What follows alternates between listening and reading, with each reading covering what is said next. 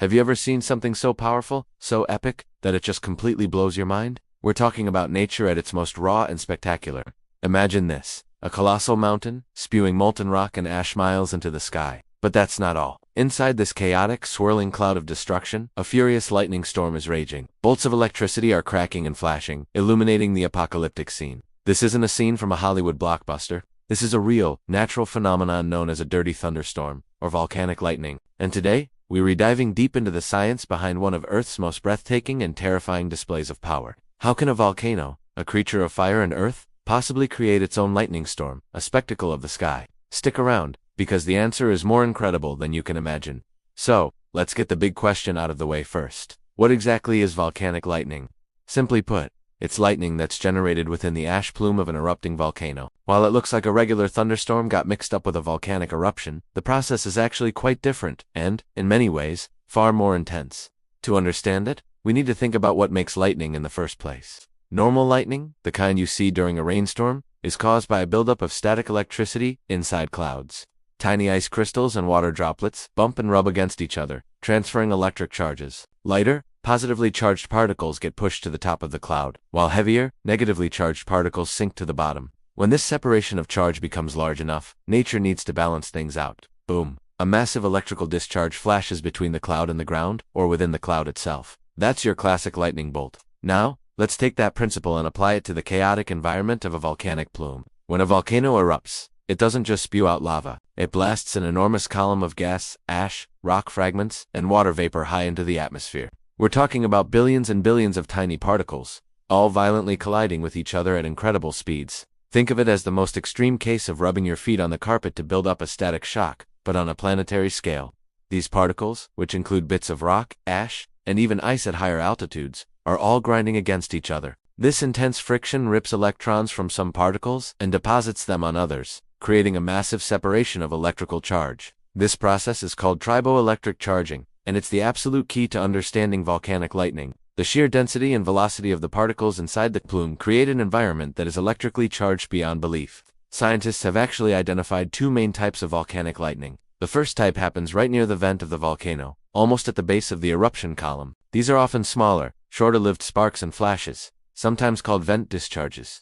They're caused by the initial violent blast that tears apart magma and rock, creating a huge amount of charge right at the source. It's the most concentrated and chaotic part of the eruption, so it's no surprise that it's electrically supercharged.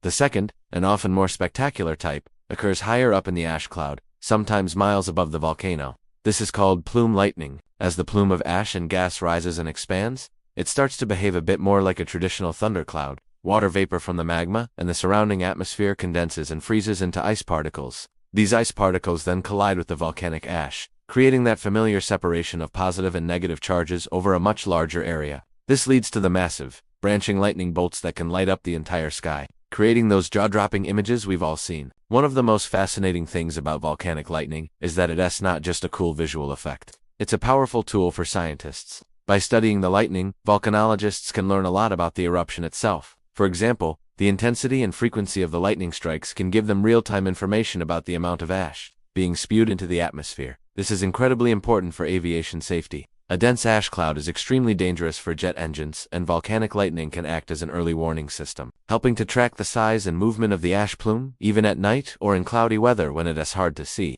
By setting up special radio antennas that detect the electrical signals produced by lightning, scientists can monitor an eruption from a safe distance, 24/7. They can literally listen to the eruption's electrical heartbeat. A sudden increase in lightning activity could signal that the eruption is becoming more intense and throwing more hazardous ash into the air. So where can you see this incredible phenomenon? Well, you'd need to be near an active, explosive eruption, which isn't exactly a recommended tourist activity. But certain volcanoes are famous for their electrical shows. For example, Sakurajima in Japan, one of the most active volcanoes in the world, frequently produces volcanic lightning.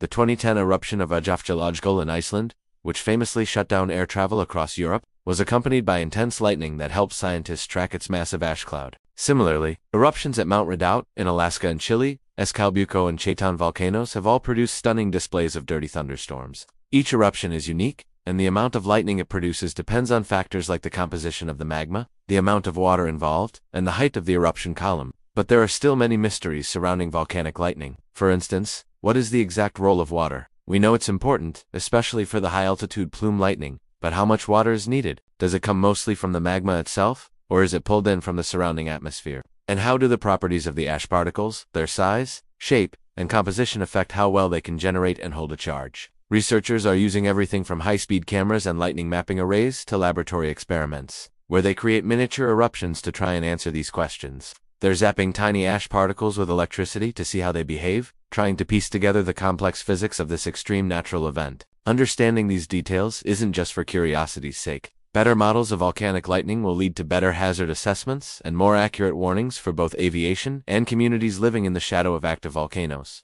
Let's just take a moment to appreciate the sheer scale of this.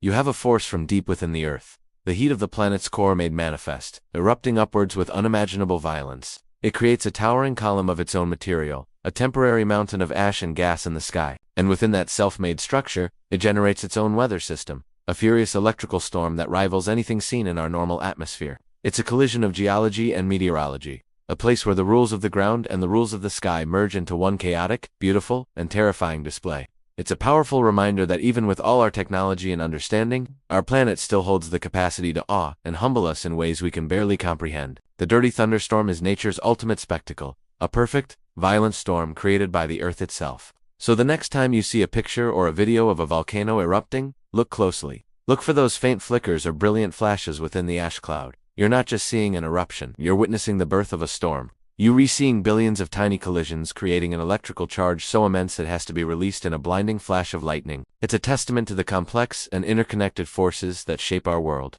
From the friction between microscopic ash particles to the planet-altering power of a supervolcano, it's one of the most metal things nature has ever produced. Thanks so much for joining us on this electrifying journey into the heart of a dirty thunderstorm. If you found this as fascinating as we did, make sure to hit that like button and subscribe for more deep dives into the wonders of our world. Let us know in the comments what other natural phenomena you'd like us to explore next. Until then, stay curious.